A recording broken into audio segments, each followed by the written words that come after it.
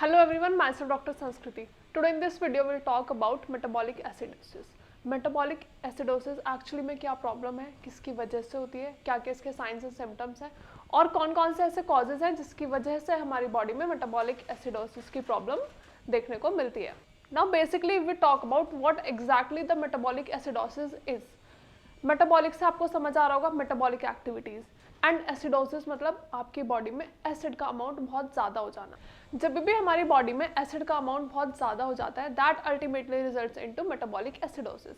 अब आप सोच रहे होगे हमारी बॉडी में एसिड का अमाउंट ज़्यादा हो गया, क्यों हो गया और ये हमें कैसे पता चलेगा कि हमारी बॉडी में एसिड का अमाउंट ज़्यादा है. Metabolic acidosis is related to our kidney. जब भी हमारी किडनी प्रॉपर फंक्शन नहीं कर पाती है और हमारी बॉडी में एसिड का अमाउंट एक्यूमुलेट होता रहता है that results into metabolic acidosis. अब अगर हम बात करते हैं हमारी बॉडी में किडनी की वजह से एसिड क्यों जमा हो रहा है. किडनी का काम है हमारी बॉडी से टॉक्सिन्स को बाहर निकालना. जब भी हम किडनी का नाम सुनते हैं तो हमारे दिमाग में सबसे पहला जो वर्ड आता है वो यही होता है कि किडनी तो यूरिया और क्रेटिनिन को एक्सक्रीट करने में हेल्प करती है, लेकिन एसिड भी एक ऐसा टॉक्सिन है जो हमारी बॉडी से एक्सक्रीट होता है through kidneys in the form of urine. लेकिन जब किडनी अपना फंक्शन ढंग से परफॉर्म नहीं कर पाती है और अपना एक्सक्रीशन एक्टिविटी परफॉर्म नहीं कर पाती है जिसकी वजह से जितने भी हमारे टॉक्सिक सब्सटेंस हैं, जितने भी हमारे एसिड्स हैं वो हमारी बॉडी में ही एक्यूमुलेट होते रहते हैं. बॉडी में एक्यूमुलेट होने की वजह से हमारे पर्टिकुलर ऑर्गन्स को भी हार्म करते हैं, दैट इज हमारा ब्रेन, हार्ट, टिश्यूज, इन सबको अफेक्ट करते हैं और हमारे बॉडी फ्लूइड्स में भी साइमल्टेनियसली फ्लो करते हैं. तो आप समझ रहे होंगे इसकी वजह से हमारी बॉडी में फ्लूइड इकट्ठा होना शुरू हो गया. इसी को हम कहते हैं मेटाबॉलिक एसिडोसिस. अब अगर हम बात करते हैं बॉडी में एसिड का अमाउंट ज़्यादा क्यों होता है, बहुत सारे रीजंस हैं जिसकी वजह से हमारी बॉडी में एसिड एक्यूमुलेट होता रहता है एंड अल्टीमेटली क्योंकि किडनी अपना फंक्शन नहीं परफॉर्म कर पा रही है तो वो एसिड हमारी बॉडी से एक्सक्रीट भी नहीं हो पा रहा. तो ये भी एक रीजन है कि हमारी बॉडी में जितना भी टॉक्सिन है, जितना भी एसिड है, क्रेटिनिन है, यूरिया है, वो सब बॉडी में एक्यूमुलेट हो रहा है and that ultimately results into kidney failure और किडनी डैमेज. लेकिन अगर हम बात करते हैं इनके कॉजेज क्या हैं, किस वजह से हमारी बॉडी में एसिड बढ़ रहा है, तो सबसे पहला जो रीज़न है that is lactic acid. Lactic acid का बॉडी में फॉर्म होना ज़्यादा से ज़्यादा is the main cause for the kidney failure. क्योंकि होता ही है किडनी अपना फंक्शन परफॉर्म नहीं कर पा रही, हमारी बॉडी में जो हार्मोन्स हैं, जो एसिड्स हैं वो तो फॉर्म हो रहे हैं, लेकिन क्योंकि किडनी अपना फंक्शन नहीं परफॉर्म कर पा रही है तो हमारी बॉडी से टॉक्सिन्स बाहर नहीं निकल पा रहे हैं और वो हमारी बॉडी में ही इकट्ठे होते जा रहे हैं. तो लैक्टिक एसिड एक ऐसा कॉज है. Now second is diabetic acidosis. Diabetic acidosis में क्या होता है, जितने भी हमारे कीटोन बॉडीज हैं, मतलब जो भी हमारी टॉक्सिन्स है वो हमारी बॉडी में एक्यूमुलेट होती रहती है. मतलब डायबिटीज़ की वजह से जो भी हमारी बॉडी में टॉक्सिन्स होते हैं वो भी वहीं पे एक्यूमुलेट हो रहे हैं, जिसकी वजह से वो हमारे फ्लूइड्स में फ्लो करते हैं, हमारे ऑर्गन्स को हार्म करते हैं, हमारे टिश्यूज़ को हार्म करते हैं और कहीं ना कहीं हमारी मसल्स को भी इफेक्ट करते हैं. क्योंकि बॉडी में कुछ टॉक्सिन्स हमारे मसल्स से भी प्रोड्यूस होता है दैट इज क्रेटिनिन. लेकिन क्रेटिनिन का अमाउंट अगर हमारी बॉडी में ज़्यादा हो जाएगा तो वो भी कहीं ना कहीं रिस्पॉन्सिबल है हमारे किडनी फेलियर के लिए, किडनी डैमेज के लिए. Now we talk about other causes that is kidney disease. जितने भी हमारे किडनी रिलेटेड प्रॉब्लम्स हैं, वेदर इट इज़ यूरिनेशन में प्रॉब्लम होना, यूटीआई होना या फिर रीनल ट्यूब्यूल फेलियर होना, तो ये सारे जो रीजंस हैं इनकी वजह से भी हमारी किडनी पे बहुत ज़्यादा इम्पैक्ट पड़ता है और ये मेटाबॉलिक एसिडोसिस को रिजल्ट करता है. क्योंकि हमारी किडनी परफॉर्म नहीं कर पा रही है, अपने फंक्शंस परफॉर्म नहीं कर पा रही है, तो जो यूरिया है, जो टॉक्सिन्स है वो बॉडी से बाहर नहीं जा पा रहे हैं और बॉडी में इकट्ठे होते जा रहे हैं, जिसकी वजह से प्रॉब्लम धीरे धीरे धीरे धीरे बहुत सीवियर प्रॉब्लम में कन्वर्ट हो जाती है और फिर वो रिवर्सिबल नहीं होता. क्योंकि अगर हमें इनिशियली प्रॉब्लम के बारे में पता चल गया तो हम कहीं ना कहीं ट्रीटमेंट के दौरान अपनी चीज़ों को स्टैटिक रख सकते हैं, अपनी प्रॉब्लम्स को स्टैटिक रख सकते हैं. लेकिन जहाँ प्रॉब्लम बढ़ती जा रही है, आपने इनिशियली अपनी प्रॉब्लम को नहीं समझा, नहीं जाना कि ये किस वजह से हो रही है और आपने कोई भी प्रिवेंटिव मेजर्स नहीं लिए, तो अल्टीमेटली धीरे धीरे with the gap of time ये चीज़ें बढ़ती जाती हैं और that results into severe kidney damage. तो मेटाबॉलिक एसिडोसिस एक ऐसी प्रॉब्लम है जिसकी वजह से आपकी किडनी धीरे धीरे हार्म होती रहती है और अल्टीमेटली एक ऐसा एंड स्टेज आ जाता है जिसमें आपकी किडनी बिल्कुल निग्लेक्टेबल, बिल्कुल ज़ीरो फंक्शन परफॉर्म करना स्टार्ट कर देती है और आपकी बॉडी में टॉक्सिन्स बाहर ही नहीं जाते हैं और ये एक बहुत ज़्यादा सीवियर प्रॉब्लम में रिजल्ट कर जाती है. अब अगर हम बात करते हैं दूसरे कॉजेज़ की, तो एक सबसे बड़ा कॉज है डिहाइड्रेशन.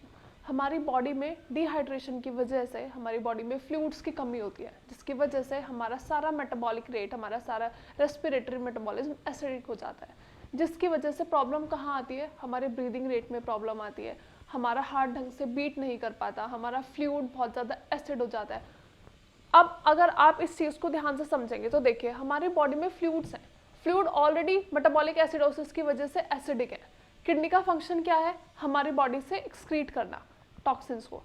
किडनी अपना फंक्शन पहले ही परफॉर्म नहीं कर पा रही है, ऊपर से जो उसको ब्लड मिल रहा है वो भी एसिडिक है, तो किडनी पे बहुत ज़्यादा लोड पड़ जाता है, जिसकी वजह से किडनी बहुत जल्दी फेलियर की राह पे चल जाती है और हमारे जितने भी एक्शंस हैं, जितने भी एक्सक्रीशन सिस्टम है, जितने भी मेटाबॉलिक एक्टिविटीज़ हैं, वो सारी ऑल्टर हो जाती हैं और धीरे धीरे ये प्रॉब्लम बहुत बड़ी हो जाती है और पेशेंट्स बहुत ज़्यादा परेशानी में आ जाते हैं। तो अगर आपको स्टार्टिंग में कुछ ऐसा लगता है कि हाँ शायद हमारी किडनी ढंग से परफॉर्म नहीं कर पा रही है, शायद हमारे फंक्शंस ढंग से परफॉर्म नहीं हो रहे हैं, तो you do need to consult your doctor. आपको अपने डॉक्टर से पूछना है, लेकिन आप पूछेंगे क्या, जब आपको कुछ साइंस एंड सिम्टम्स नज़र आएंगे, जब आपको पता चलेगा कि मुझे शायद साइंस एंड सिम्टम्स को देख के आप रिलेट कर पाओगे कि हाँ ये तो प्रॉब्लम शायद मुझे भी है, ये सिम्टम्स तो मुझे भी आते हैं, तो तभी आप अपने डॉक्टर को कंसल्ट करोगे। तो अब हम बात करते हैं वो कौन से साइंस एंड सिम्टम्स हैं जिनसे आप पहचानोगे कि शायद मेरी बॉडी में मेटाबॉलिक एसिडोसिस हो रहा है या फिर मेरी किडनीज ढंग से परफॉर्म नहीं कर पा रही हैं। सबसे पहले अगर हम बात करते हैं पहले सिम्टम का, दैट इज़ बहुत जल्दी आपकी सांस फूल जाना, मतलब हार्ट बीट बहुत ज़्यादा तेज़ हो जाना, जिसकी वजह से आपके ब्रीदिंग पैटर्न में चेंजेस आना। अगर आपका हार्ट जल्दी जल्दी बीट करेगा तो आपकी सांस लेने में दिक्कत बहुत ज़्यादा बढ़ती रहेगी। तो अगर ऐसा कभी होता है कि आप थोड़े बहुत स्टेप्स चलते हो या फिर आप स्टेयर्स क्लाइंब करते हो या फिर आप रनिंग करते हो, तो आपकी बहुत जल्दी हार्ट बीट इंक्रीज़ हो जाती है, जिसकी वजह से आप ब्रीदिंग नहीं कर पाते हो। तो ये भी एक सिम्टम है जो आपको पहचानना है। Now second is headache, severe headache. आपको ऑन एंड ऑफ हेडेक होता रहता है, कोई स्ट्रेस नहीं है, कोई डिप्रेशन नहीं है, कोई एंग्जाइटी नहीं है, लेकिन फिर भी आपको हेडेक कंटिन्यूस है, स्टैटिक है, परसिस्टेंट है। तो आपको इन चीज़ों का ध्यान रखना है कि मुझे, क्योंकि headache is not a natural phenomenon. अगर कोई प्रॉब्लम है या तो आपको ज़्यादा सोच रहे हो या फिर आपकी बॉडी कॉप अप नहीं कर पा रही है, तो हेडेक होता है। तो अगर आपको कोई ऐसी प्रॉब्लम आती है, कोई ऐसा सिम्टम नज़र आता है, तो आपको अपने डॉक्टर से कंसल्ट करना है। ये सारे सिम्टम्स को निगलेक्ट नहीं करना है। इन्हीं सारी चीज़ों के दौरान आपको धीरे धीरे कोई प्रॉब्लम सीवियर हो सकती है। तो जब भी आपको कोई भी सिम्टम नज़र आए तो आप अपने डॉक्टर से कंसल्ट करेंगे। Now talking about next system, that is nausea. Nausea होना या फिर आपके स्टमक में कुछ इरेगुलर चेंजेस आने, मतलब या तो कॉन्स्टिपेशन होना या फिर आपको लूज मोशन होना, मतलब आपका stomach almost time upset he रहता है। Now talking about next, that is abdominal pain. आपको बहुत ज़्यादा पेन हो रहा है या फिर एसिडिटी हो रही है, ऐसा लग रहा है कि मुझे कुछ खाना ही नहीं है, मतलब मैं कुछ खाऊंगा तो शायद बाहर आ जाएगा। तो ये भी कुछ ऐसे सिम्टम्स होते हैं, मतलब बिना कुछ खाए भी आपका टमी फुल वाली फीलिंग दे रहा है। तो ये सारे सिम्टम्स आपको ध्यान रखने हैं, निगलेक्ट नहीं करने हैं। Next is loss of appetite. एक होता है आपका मन करना लेकिन खाना ना खाना, एक होता है भूख ही नहीं लगना।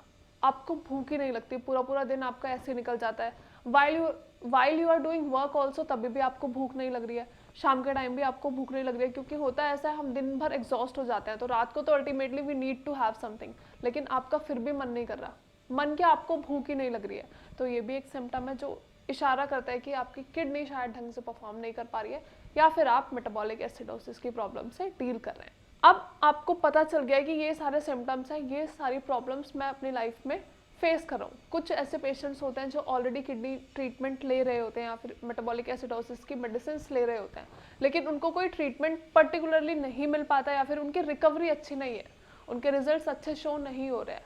तो आप एक बार भारत होम्योपैथी में कंसल्ट करके देखिए।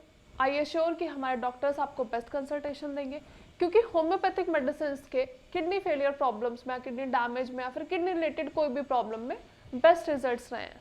तो आप हमारे डॉक्टर से फ्री ऑफ कॉस्ट कंसल्ट कर सकते हैं। आप अपनी मेडिकेशंस के बारे में पूछ सकते हैं या फिर आप कहीं और से ट्रीटमेंट ले रहे हो लेकिन आपको रिजल्ट्स नहीं मिल रहे हैं, तो आप अपनी रिपोर्ट्स हमारे डॉक्टर से शेयर कर सकते हैं। डाइट चार्ट, एक्सरसाइजेस, मेडिकेशंस, किसी से भी रिगार्डिंग आपको कोई भी प्रॉब्लम है तो आप हमारे डॉक्टर से पूछ सकते हैं। You can just directly call us on the number given below, या फिर आप कमेंट सेक्शन में भी अपनी क्वेरी मेंशन कर सकते हैं। Thank you so much.